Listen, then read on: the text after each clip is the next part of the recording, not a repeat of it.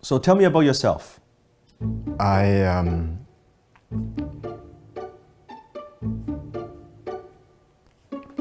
So tell me about yourself. well, I liked So tell me about yourself. can I call a friend? You submitted the resume and you waited patiently, and finally you got that phone call, and now you got the interview.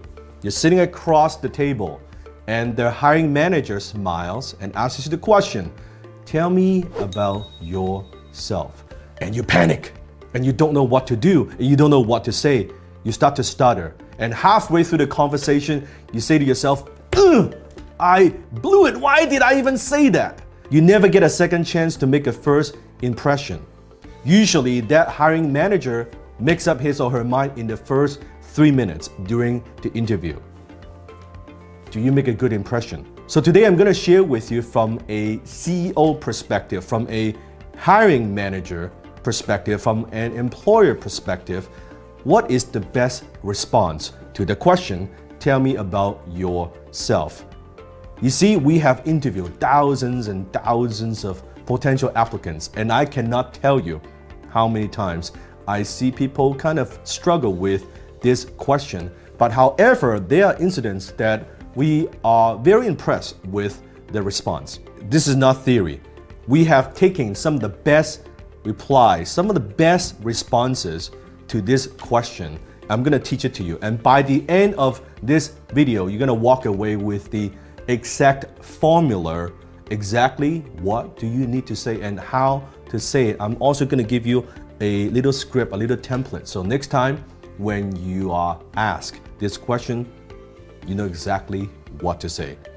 And now let me give you a couple keys first. Key number 1, when the hiring manager is asking you the question, tell me about yourself, they are not actually asking about your whole life story. They're not asking about your parents, your background, and your dog's name, and what kind of cat do you have. It is not about that. So when people hear that question, they think, oh, let me tell you my life story, and 20 minutes into it, you have not talked about anything important. So what they're actually asking is, what are you bringing to the table? So from now on, when you hear the question, tell me about yourself, I want you to make the mental switch. That equals, what value could you bring to the company? What problems can you solve for the company? That's what they are asking. And you shouldn't go on and on and on about all your background and all of that. No, don't do that. Key number 2, be yourself, but be your best self. See, one of the mistakes people make is they believe in an interview, well, I just want to be myself. Yes, you want to be yourself, but you want to be your best self. You want to be authentic. You don't want to be fake. But it doesn't mean that you just share everything. This is the first time you just sitting across the table from a hiring manager. It's like a date, right? You just getting to know each other. This is like a coffee date. So make sure that you present your best self, right? Lead with your strong foot forward. So when they are asking you the question, everything that you share, any statement that you make, you always want to tie it back to what's in it for them. WIIFM, what's in it for them. So let me give you an example. Let's say someone is hiring and you're applying for a social media manager position, okay? And the hiring manager is asking you, well, so tell me about yourself. A typical response. Someone might say, well, I grew up with social media, and I've used social media for a long, long time. My whole life, actually. So I'm very familiar with it. And just about 3 years ago, and I thought to myself, hey, maybe I could actually make a living doing this. So I started playing around with it and, take on a couple of clients here and there. And I've worked with a couple of people. And now, I'm planning to get married. And my fiance, told me that, I should get a stable job. So here I am. And I'm looking for a company that offers a good, growth potential a good growth opportunity. And also this place is, not too far from my home, so it's good. It's only a 10-minute drive. You see the problem? Like that, it's all me. It's all about that person, what they need, and all of that stuff. Bad idea. Now, how do you feel if you are the hiring manager? When you ask that question, comment below if that's the answer that you get. So instead of rambling on about that, about my background and all this stuff, what I want, no. If you were turn it into a benefit, what's in it for them? What's in it for the company? What's in it for the hiring manager? What could you say? I'm going to give you a simple formula. Write this down. 3S. 3S. First, success. Now, here's a script that you could use. I have been blank. Or my background is blank. So let me demonstrate. Let's say it's the same position, social media manager that you're applying. So first, success. I have been.